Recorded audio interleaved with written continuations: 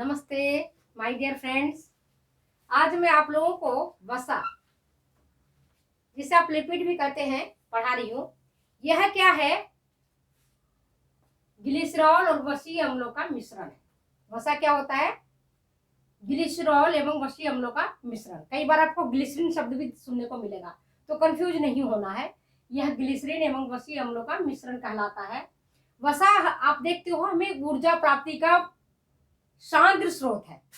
अगर क्वेश्चन ये आए कि ऊर्जा प्राप्ति का सांद्र स्रोत कौन सा है, तो उसका एक ही उत्तर होगा, वसा। और वसा में अगर ये प्रश्न पूछा जाए कि वसा ऊर्जा का सांद्र स्रोत क्यों है, वसा ऊर्जा का सांद्र स्रोत, तब आप क्या उत्तर देंगे? जो मैं आज आपको पढ़ा रही हूं उसमें से आप उत्तर ढूंढेंगे। वसा कार्बनिक यौगिक है। जिस तरह से आपने देखा था कि कार्बोहाइड्रेट में कार्बन, हाइड्रोजन और ऑक्सीजन, ये एलिमेंट होते हैं। इसी तरह से वसा में भी कार्बन, हाइड्रोजन और ऑक्सीजन होता है। दोनों में अंतर क्या है कि कार्बोहाइड्रेट, जहां मैं ग्लूकोज का फॉर्मूला बता रही हूं, C6H12 और O6, मतलब इसमें कार्बन का छठा भाग, ऑक्सीजन का छठा भाग और हाइड्रोजन का 12वां भाग, ये मिलकर के बनाता है ग्लूकोज। कार्बोहाइड्रेट में मैंने इसके बारे में डिटेल्स में आपको पढ़ाई हुई है, तो आज मैं आपको इसके बारे में डिटेल्स नहीं बताऊंगी। आज मैं आपको वसा के बारे में बताऊंगी कि वसा, चाहे आप घी खाओ, तेल खाओ, मक्खन खाओ, घी में आप चाहे आप गाय का घी लें, भैंस का घी लें, हमें जो ऊर्जा मिलती है वह वसा से 10 to 30% ऊर्जा हमें प्राप्त होती है। जो अमीर लोग होते हैं वो ज्यादा वसा से, वो ज्यादा घी खाते हैं, ज्यादा तेल खाते हैं, उनकी क्वालिटी वाली फूड होती है जिसमें मिर्च मसाले तो कम रहते हैं लेकिन वसा की मात्रा अधिक होती है। और वहीं जो पुअर लोग होते हैं, जो गरीब लोग होते हैं, उनके खाने में वसा की मात्रा कम होती है। वो ज्यादा से ज्यादा अपने सब्जियों में ही तेल डालते हैं, बाकी उनके जो खाने में, जैसे चावल खाएंगे तो प्लेन खाएंगे, रोटी खाएंगे तो बिना घी चुपड़ी खाएंगे, तो उनमें वसा की मात्रा, जो अपनी भारतीय है, खास करके भारतीयों के भोजन में 10 to 30% कार्बोहाइड्रेट होता है, वसा होता है, और 60 to 70% तक हम लोग अपनी ऊर्जा कार्बोहाइड्रेट से प्राप्त करते हैं। अब ये देखते हैं कि वसा में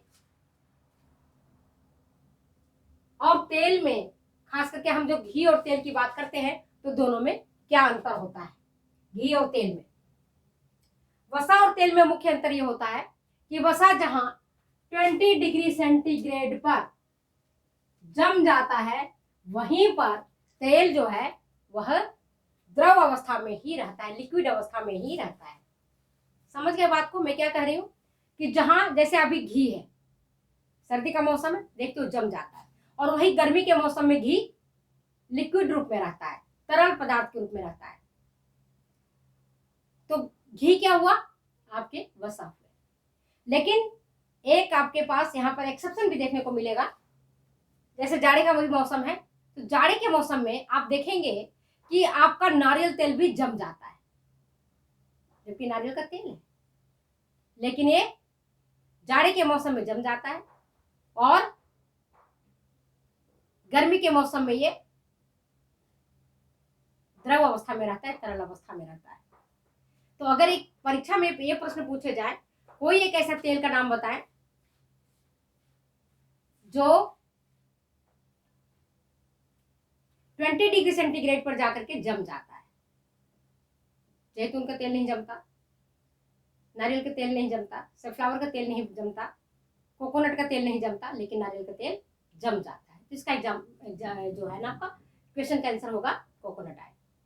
समझ गए? तो वसा और तेल में आपको समझ में आ गया।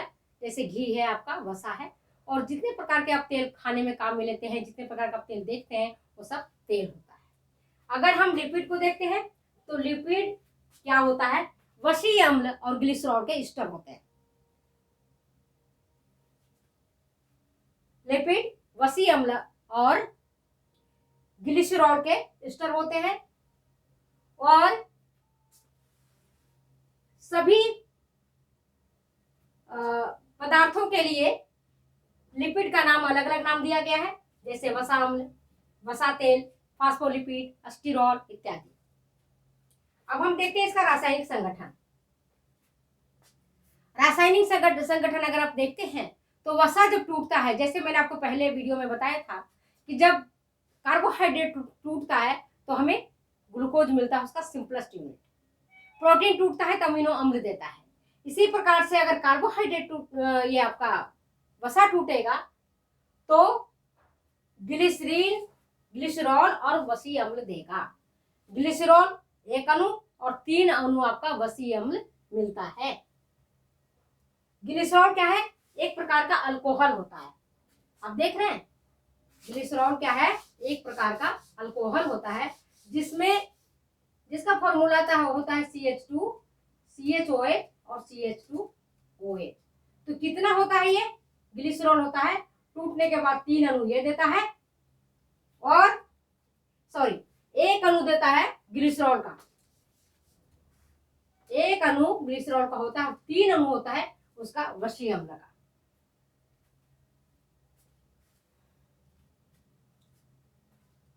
वसीय अम्ल क्या होता है? वसीय अम्लों में भी कार्बन की श्रृंखला होती है, और वसीय अम्ल भी 2 प्रकार के होते हैं। एक होता है असंतृप्त वसीय अम्ल, दूसरा होता है संतृप्त वसीय अम्ल। असंतृप्त वसीय अम्ल में वो होते हैं जिनमें कार्बन का बॉन्ड जो होता है डबल या ट्रिपल होता है। जैसे अभी ग्लिसरॉल को अगर आप देखोगे, इसको हमने अगर फैला के लिखेंगे तो आपको ऐसे दिखेगा CH2OH, CH2OH, है ना। तो CH2OH को आप इस तरह से लिख सकते हो, एक H यहाँ और एक H यहाँ, 2 हो गया, और CH2OH, और इसी से जुड़ा हुआ रहता है कौन सा? CH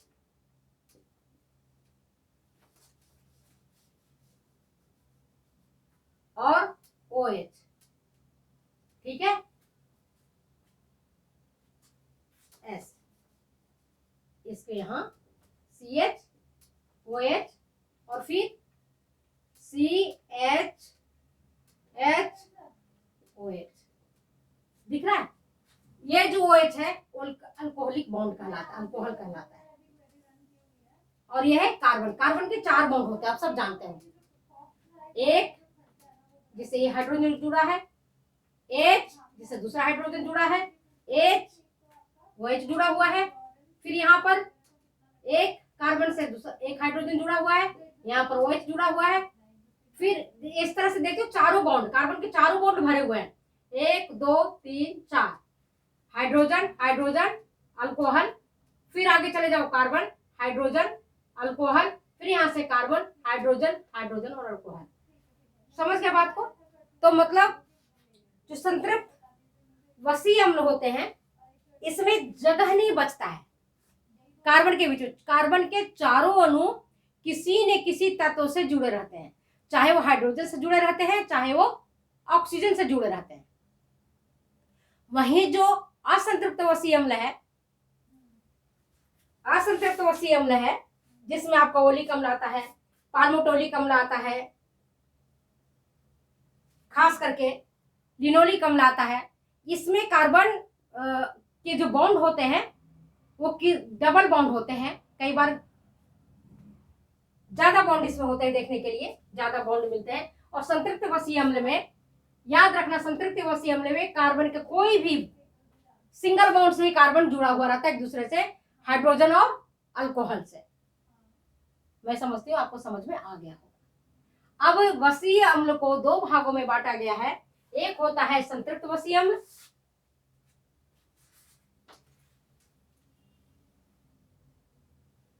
और दूसरा होता है असंतृप्त वसीय अम्ल।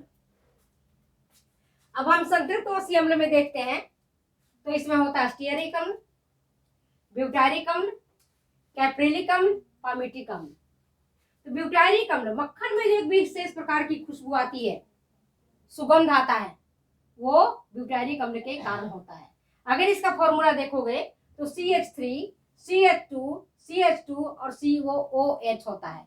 खास करके ये मैं इनके लिए पढ़ा रही हूँ जो बच्चे पीजीटी की परीक्षा दे रहे हैं, जो टीजीटी की परीक्षा दे रहे हैं, जो नेट दे रहे हैं, जिनको डेप्थ में पढ़ना है उनके लिए। तो ब्यूटायरिक अम्ल का अगर फॉर्मूला आप देखोगे तो क्या है, CH3, CH2, CH2 और COOH। अब क्या अगर इसको लिखना चाहोगे तो कैसे लिखोगे, CH3, CH2, CH2 और COOH।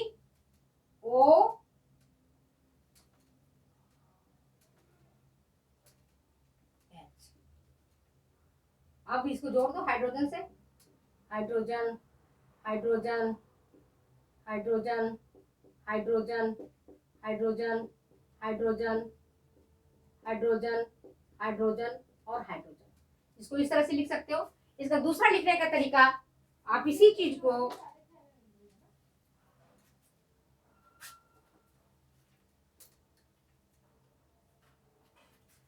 CH3, CH2, CH2, COOH,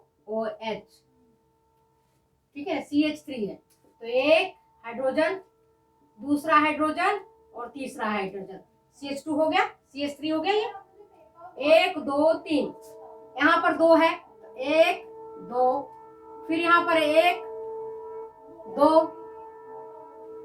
है ना, कार्बन का देखो O और यहाँ पर H। आगे समझ में, आप इसको यहाँ लिख सकते हो, आप इसको कहीं भी लिख सकते हो। तो ये है ब्यूटायरिक अम्ल का फॉर्मूला।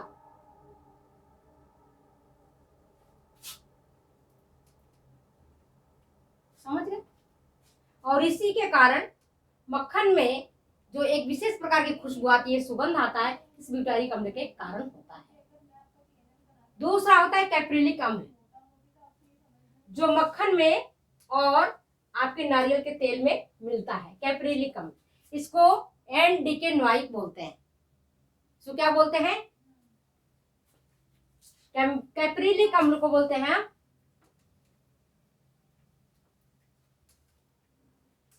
एंडिकेनोइक।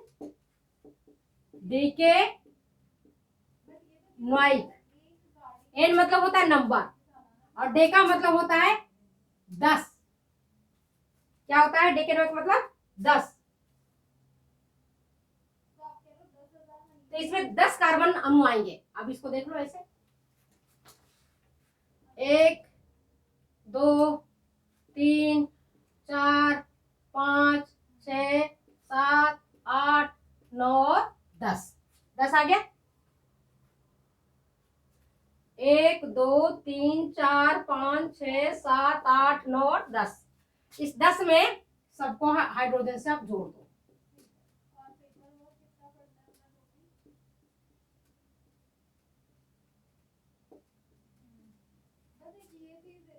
ठीक है, कैप्रिलिक अम्ल इसको बोलते हैं।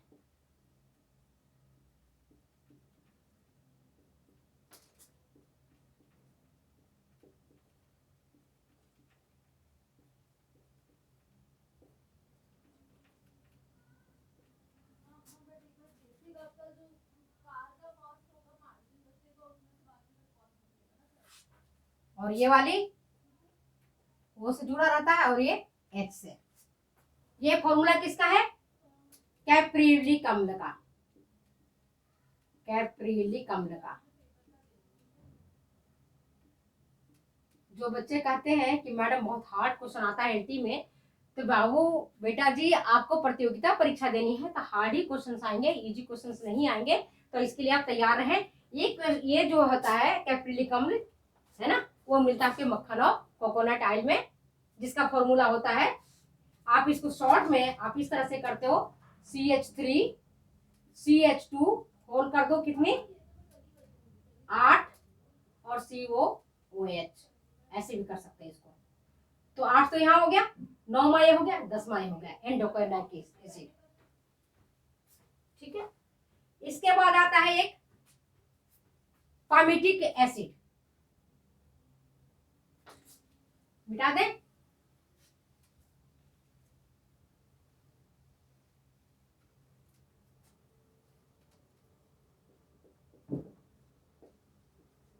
पामीटिक अम्ल,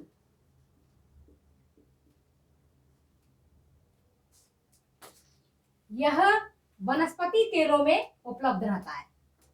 ये जो संतृप्त अम्ल है, संतृप्त वसा है, ये आपको वनस्पति तेलों में मिलता है। जो भी वनस्पति तेल है उनमें ये प्रचुर मात्रा में वनस्पति तेलों में मिलता है,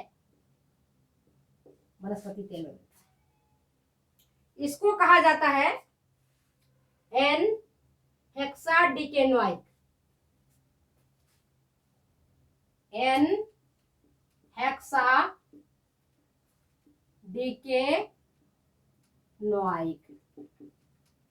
हेक्सा मीन्स क्या होता है 6, डेका मीन्स क्या होता है 10। क्या हो गया 6 और 10। इसकी फॉर्मूला क्या है CH3 CH2 कितना आएगा 14 और COOH। हेक्सा मीन्स 6 है ना, और डेका मीन्स 10, कुल मिलाकर के 16 कार्बन के अणु इसमें मिलते हैं। तो देखो 14 तो इसमें हो गए और एक 15 और एक 16। इसको अगर फैला के आप लिखना चाहोगे इस तरह से लिख सकते हो। 16 कार्बन अणु बना लो आप, पहले 16 लिख लो। कार्बन को 1 2 3 4 5 6 7 8 9 10 11 12 13 14 है ना, और पास पास लिखेंगे तो हो जाएगा 15 और 16 हो गया। और सबको हाइड्रोजन जोड़ दो, 1 1 और यहाँ पर 1 1 1 1 1 1 1, हाइड्रोजन जुड़ रहा है।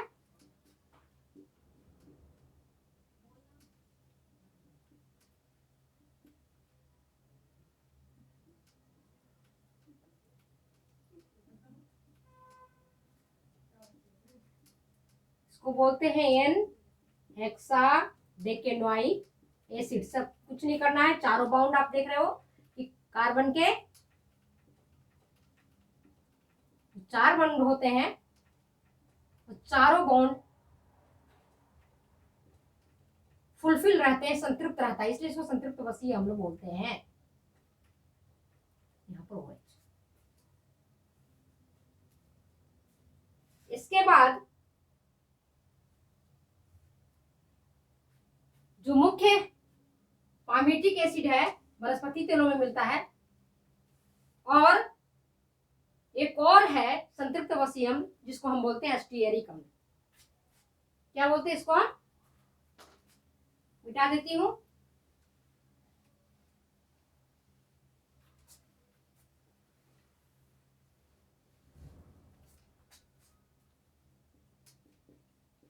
स्टीयरिक अम्ल बोलते हैं इसको। ये मिलता है प्राणिज जगत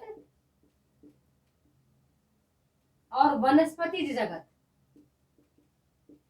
इन दोनों ही स्रोतों से प्राप्त जो वसा होती है इनमें स्टीयरिक अम्ल मिलता है। और इसका फॉर्मूला होता है CH3 CH2 होल 16 और COOH। मतलब इसमें टोटल कार्बन कितने हैं, ये है मिथाइल ग्रुप आपको पता है, ये है कार्बोक्सिल ग्रुप, तो कितने हो गए कार्बन 16, तो ये हो गए, ये 17 और ये 18। इस तरह से इसके जो बॉन्ड है कार्बन के और सैचुरेट होते हैं, अनसैचुरेट नहीं रहते, संतृप्त रहते हैं। मिलता है किसमें है, प्राणिज स्रोतों से प्राप्त वसा में और वनस्पति स्रोतों से प्राप्त वसा में। अगर एग्जामिनेशन में ये आए, परीक्षा में भी पूछा जाए कि मक्खन की खुशबू किसके कारण होती है, क्या संतृप्त वसीय अम्ल है या असंतृप्त वसीय अम्ल है? तो आज का आपका सीधा सा प्रश्न का उत्तर होगा कि मक्खन आपका संतृप्त वसीय अम्ल में होता है, जिसका खुशबू ब्यूटारिक अम्ल के कारण होता है। अगर ये प्रश्न आता है कि अगर जो वसा है ऊर्जा का सांद्र स्रोत है, क्यों? बहुत सारे आपके ऑप्शन होंगे, उसमें से एक ऑप्शन ये भी है कि कार्बन और हाइड्रोजन की तुलना में ऑक्सीजन की संख्या या मात्रा कम होती है। तब देखो इसमें हाइड्रोजन की संख्या कितनी है? 3 और 16 दूनी 32, 16 है ना, तो हाइड्रोजन 2 है, तो 16 दूनी 32 और 3 35 और एक 36, मतलब कार्बन की संख्या हो गया 16। कार्बन का अगर देखोगे तो एक 16 एक 17, 17 एक 18, कार्बन है 18 और हाइड्रोजन कितनी है? देखो 3 और 32 और 3 35 और एक 36, और ऑक्सीजन कितनी है? ऑक्सीजन तत्व देखोगे तो इसमें है 2 ही। कितनी है? 2। अब देखो कि कार्बन की संख्या इसमें 18, हाइड्रोजन की संख्या 36, ऑक्सीजन की संख्या 2 होता है मात्र। तो कोई भी सा भी आप उठा के देख लो, चाहे ग्लिसरॉल उठा के देख लो, ब्यूटारिक अम्ल उठा के देख लो, पामिटिक अम्ल उठा के देख लो, किसी को भी उठा के देखोगे तो कार्बन और हाइड्रोजन की तुलना में ऑक्सीजन की मात्रा कम होती है, इसीलिए वसा ऊर्जा का सांद्र स्रोत है। समझ में आ गया बात? अब आता है दूसरा, आता है आपका संतृप्त वसीय अम्ल के बाद असंतृप्त वसीय अम्ल। असंतृप्त वसीय अम्ल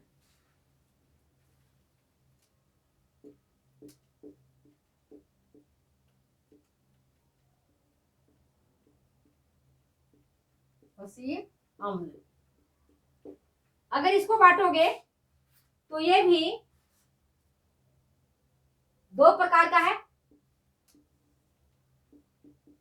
एक होता है मोनो और दूसरा होता है पॉली।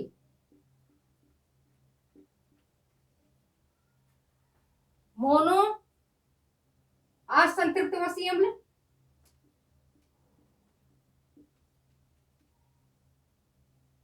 और दूसरा होता है पॉली असंतृप्त वसीय अम्ल। पॉली मतलब होता है मेने, खूब सारा। पॉली मीन्स टू मच, बहुत सारा। और मोनो मीन्स एक, जिसका मुख्य एग्जांपल है क्या? ओलिक अम्ल और पाल्मिटोलिक अम्ल।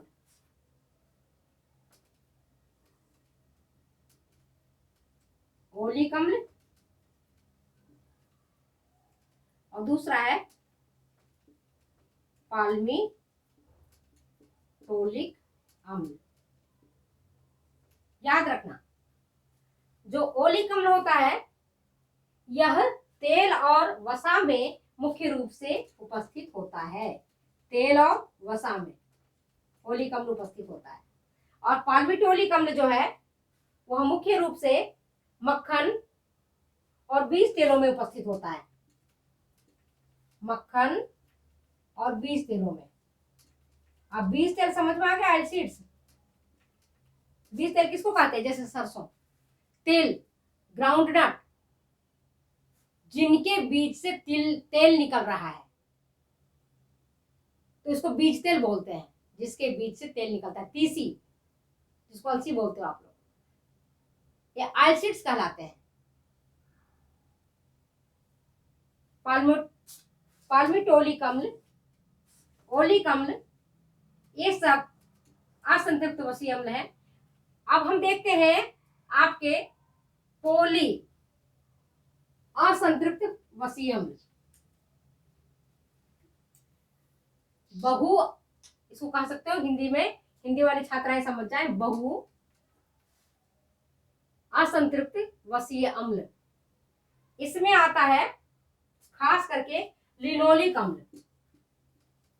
लिनोलिक अम्ल, लिनोलिक अम्ल ये कहाँ मिलता है? ये खास करके होता है हमारा तेलों में। सरसों का तेल है, अलसी का तेल है, इसमें लिनोलिक अम्ल की मात्रा अधिक होती है। दूसरा होता है इलियोस्टेरिक अम्ल,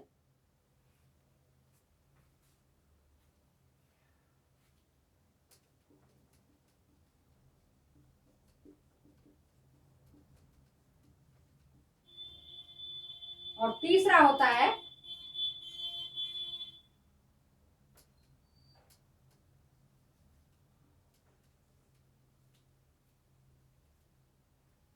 एराकिडोनिक अम्ल।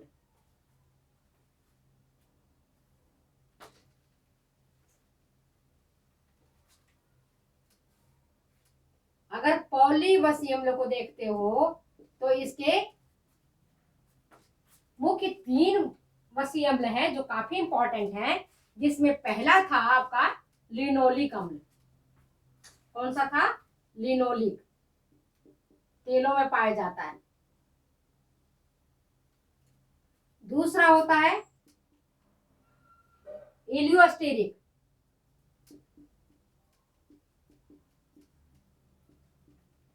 और तीसरा होता है एराकिडोनिक।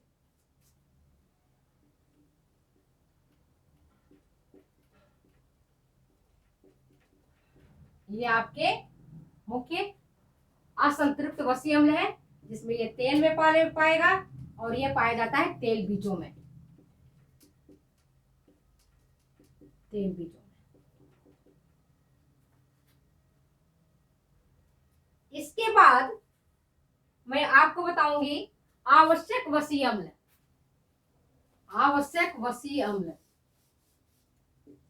आवश्यक, आवश्यक मतलब एसेंशियल वसी अम्ल, जो हमें भोजन के माध्यम से लेना ही होता है, जिसमें लिनोलिक अम्ल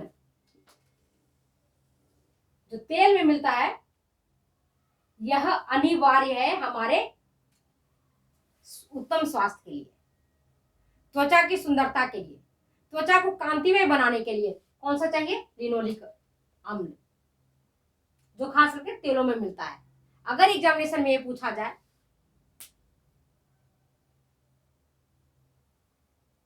त्वचा के उत्तम स्वास्थ्य और कांतिमय बनाने के लिए कौन सा वसी अम्ल ज्यादा महत्वपूर्ण है, ज्यादा आवश्यक है, तो आपका बहुत सारे ऑप्शन होंगे, जिसमें करेक्ट ऑप्शन आपका होगा लिनोलिक अम्ल। हमारी बॉडी के स्किन को स्वस्थ बनाए रखने के लिए इसकी आवश्यकता ज्यादा होती है। तो आज मैं अपने लेक्चर को यहीं विराम देती हूँ। अगर ये वीडियो आपको अच्छी लगती है तो प्लीज शेयर करें, कमेंट करें, सब्सक्राइब करें। फिर मिलते हैं अगले वीडियो में अगले एपिसोड के साथ। तब तक दे जाने की इजाजत। बाय बाय, फिर मिलते हैं।